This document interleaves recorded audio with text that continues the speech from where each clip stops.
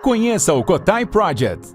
O Cotai Project pretende desenvolver um ecossistema financeiro global que dará 100% de anonimato, liberdade geográfica e financeira para todos os usuários de criptomoedas do mundo. O ecossistema consiste em uma corretora de criptomoedas, um banco digital internacional e um gateway de pagamento em cripto. Tudo isso dentro da Cotai Wallet.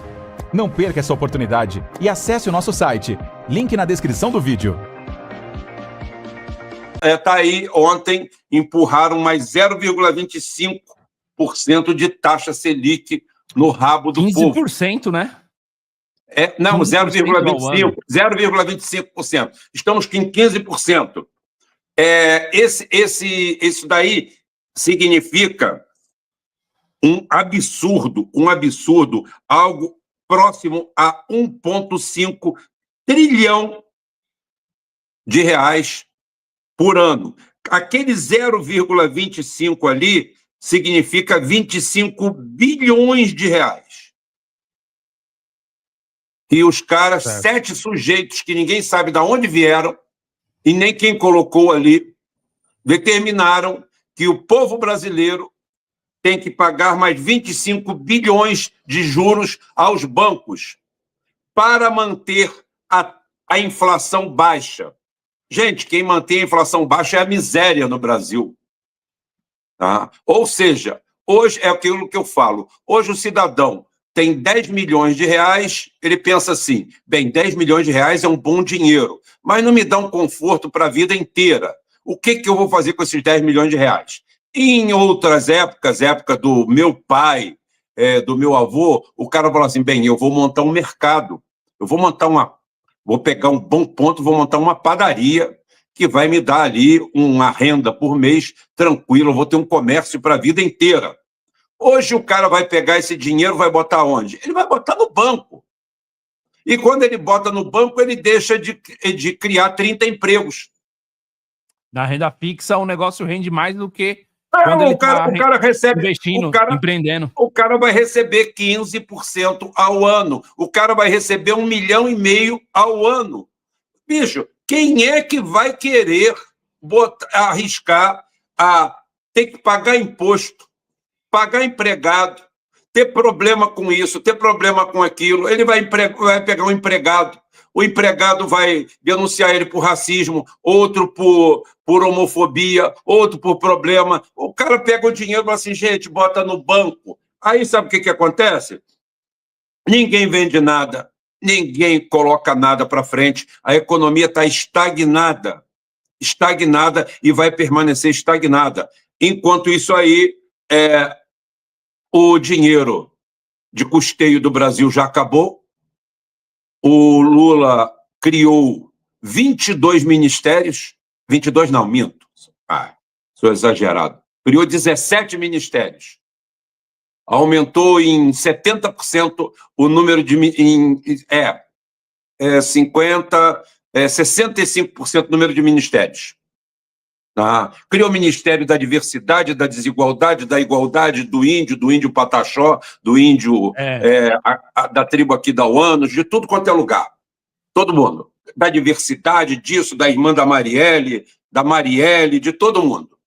Tem ministério para tudo quanto é lado, tem bocada para tudo quanto é lado, tem mamata para tudo quanto é lado. Do outro lado, o judiciário faz o que quer, porque é uma terra de ninguém. Cada um pega um pedaço, aquele pedaço que está sob sua custódia, e faz o que quer. O judiciário legisla, o legislativo não faz porra nenhuma porque está de olho na propina que o governo manda através de emenda constitucional, de a putaria toda, uma zorra. O Brasil é mandado por uma elite de bandidos, de criminosos, e que quando você entra dentro dos partidos, você descobre como é que eles funcionam. Qualquer partido que você tirar a placa da porta, lá dentro o comportamento é o mesmo. Todos eles. Vagabundos, bandidos encostados, criminosos atrás do negócio, gente que não tem coragem de pegar um fuzil e ir para o crime. Tem hora que eu admiro muito mais o traficante do que o político, porque pelo menos o traficante foi à luta. E falando nisso, você falou sobre a taxa de juros, já que está batendo 15%, e a maior taxa que nós já tivemos assim na história recente do Brasil, Se você pegar aí os últimos 20 anos, já chegou em 15%, mas depois, enfim, caiu. Cara, isso daí é tão desastroso, que assim, é menos crédito, é menos dinheiro no comércio, é menos no varejo, é menos para todo mundo, sabe? Todo mundo tá perdendo. A população tá perdendo. Esse dinheiro tá enxugado. Esse dinheiro é enxugado. Esse dinheiro é enxugado. Ele sai da economia. Porque qualquer um vai querer simplesmente, tá? Simplesmente aplicar. Desde o cara que tem 500 conto ao cara que tem 500 milhões. Né? O que tem 500 conto vai querer fazer uma aplicaçãozinha. Aí tem picareta de tudo quanto é lado, ensinando como você ficar rico. Né? Isso, aquilo. Você não precisa fazer nada, cara. Você entra no banco e você chega lá e fala assim, olha só, eu quero a minha remuneração em taxa, em aplicação, remunerado pelo Tesouro Nacional. Acabou. Você não tem que aprender em lugar nenhum, dar dinheiro para vagabundo, nem porra nenhuma. Né? Certo. Já estão pedindo para chamar o Cogos aí para conversa.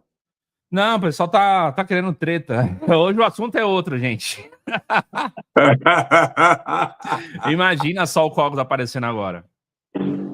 Mas você não vê uma incongruência? Porque por que o pessoal do mercado financeiro tá reclamando, sendo que a Faria Lima fez o L? Fez a cartinha lá de apoio ao Lula, de apoio ao Haddad, de que ia governar para os pobres e tudo mais, todo mundo ia comer picanha, governo do amor. Eu adoro como o cara está perguntando quanto que eu cobro para assustar uma casa de 3 cômodos. Você pega o valor do programa da sua mãe, multiplica por 3, né, e você tem exatamente o resultado. Pronto. Quem vai dar o preço é você. Eu sempre respeito o público. Né? É o seguinte, rapaz, o que existe no Brasil é caprichoso e garantido. São 2 quadrilhas, a que está mamando e a que quer mamar. Né? Todos eles obedecem ao mesmo patrão. Você vê que o presidente aqui, quando ele vai ser eleito, você vê que a Globo, algum tempo antes, já escolhe quem são os candidatos que ela quer trabalhar. Pesquisa de opinião pública do Instituto Dataku. Né? Uhum. Aí o Dataku vai lá e diz que a Michele Bolsonaro está com 30%. Ninguém nem sabe que a Michele Bolsonaro é candidata ou se tem condições de ser candidata. Mas a Michele Bolsonaro tem 30%, a Janja tem 28%, aí começa diversionismo, aí todo mundo começa a brigar por isso tudo. Aí, daqui a pouquinho, eles botam mais uns 2 lá, Ciro Gomes com 3%, outro com 1%, acabou. Eles já fecharam o cenário nacional. Quando o negócio vai estreitando, eles já escolheram quem é candidato, quem é que vai disputar e quem é que vai ali fazer cumprir o cenário, fechar o cenário, porque nada daquilo muda. Aí, quando você vê lá os 2 cabeças, quando chega a reta final, todo mundo tem que fazer o mesmo papel, ir na Globo e dizer para todo mundo quem é que é o seu ministro da Economia. Tá? Quem é seu ministro da Economia. E todo ministro da Economia é aquele cara que chega lá e fala assim, fiquem tranquilos que a merda vai continuar a mesma. O povo tomando dentro, se ferrando, arrebentado. Tá? E aqui a gente dando as cartas, tomando o máximo de vocês, entregando o menos e acabou. Aproveitando, o pessoal a gente tá falando do Brasil, mas é porque a situação tá triste, gente. A situação tá triste. Meu, a taxa de juros a 15%. Porque com isso, depois do negócio de guerra, tá todo mundo esquecendo que mora num país. Meu, vai ter gente assim que realmente não vai ter mais emprego em diversos setores, porque é o capital sendo cada vez mais direcionado para as aplicações, ao invés do trabalho, do empreendimento, das empresas. Não tem crédito, as empresas querem fazer mudanças, estruturar mais vagas ali na expansão, ela não consegue porque simplesmente o juros está a 15%, então também não consegue crédito. Não, e o gozado que como funciona a economia é a ciência mais inexata do mundo. 95% de todas as previsões dos economistas foram erradas. Mas isso aí saiu na mídia, você pode escrever aí. É ciência. Né? Não sou eu que estou botando esse número, não. 95%. 95% de erro reprova qualquer um em qualquer lugar. Tá? Eu trabalhei num setor que 95% de eficiência era considerado um número péssimo. Péssimo. Quem trabalha, por exemplo, na indústria de petróleo, 95% de operacionalidade é considerado um número péssimo. Você tem que ter uma eficiência acima de 98%. Então, tudo é relativo. Agora, 95% não tem relatividade. É tudo podre, ruim, péssimo. Então é o seguinte, os caras erraram 95% das previsões econômicas. São esses caras que estão dizendo para você que a economia tem que ser desse jeito, desse formato, e que a gente tem que continuar pagando isso sem reclamar. 1,5 trilhão... Primeiro que a dívida brasileira não é auditada. Quase todas as dívidas do mundo que foram auditadas caíram 40%. No meio daquilo ali tem papel podre, tem papel que já acabou, arrebentou. Agora eu te pergunto, por que é que quando a gente está numa situação difícil, a gente aumenta a taxa de juros, e por que é que no primeiro mundo, quando a situação está difícil, o pessoal abaixa a taxa de juros? Exato. O que é bom para a gente que não é bom para eles? Por que que os Estados Unidos não botam a taxa de juros deles a 15% para resolver todos os seus problemas?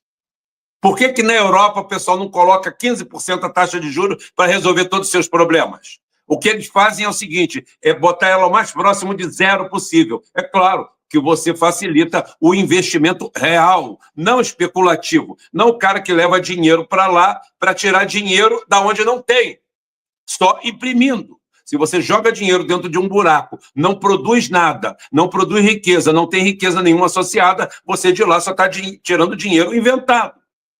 E o cara faz o quê? Porque, atenção, gente, nós não estamos pagando a dívida. Nós estamos emitindo novos títulos e aumentando a dívida. Antes de 2030, o Brasil chega a 100% do PIB. Ou seja, tudo que a gente produz num ano, você deve. Se você não fizesse nada no próximo ano. Uma dívida de 100% é impagável. Você não tem como pagar. Todo o nosso esforço é para pagar juros, serviço da dívida. E muitas vezes esse serviço é feito pela emissão de novos títulos, de um banco que te empresta um papel dizendo que você tem um crédito. Nem dinheiro eles têm. Para quem não sabe, um banco pode emprestar até 6 vezes o dinheiro que ele tem. Ou seja, não, o cara tem 1 milhão e pode emprestar 6. Que mágica é essa? E cobrar juro dos 6. Olha a mágica do absurdo. Tá? Então, quer dizer, todo mundo que entra tem que ir lá sentar e falar assim, não, porque pode ficar tranquilo que a taxa de juros está tudo certo.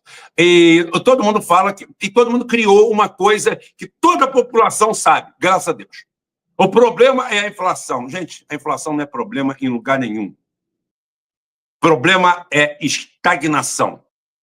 Estagflação é o pior dos cenários. Agora, estagnação é a pior coisa que existe. Não adianta você ter uma inflação próxima de zero, desempregado, sem renda, sem dinheiro, com a economia estagnada.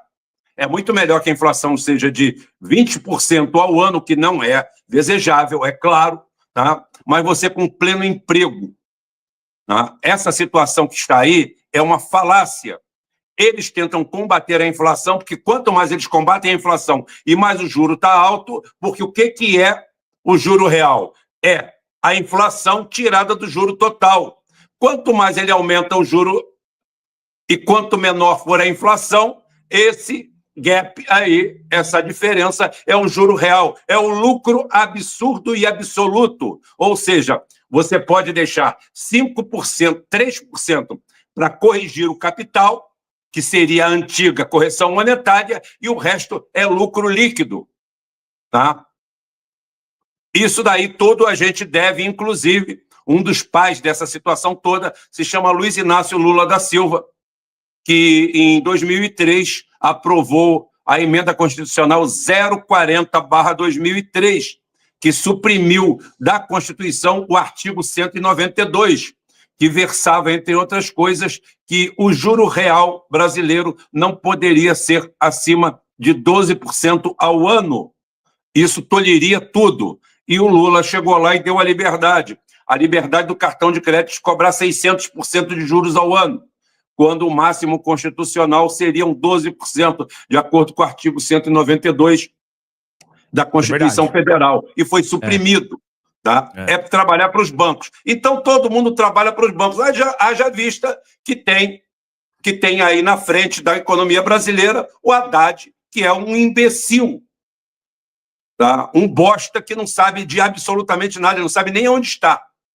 E o Lula, que durante um ano do seu mandato ficou jogando pedra no Campos Neto, porque é ele que o Banco Central, desde que ele botou o canalha dele lá, o Galípolo, o cara só faz aumentar a taxa de juros.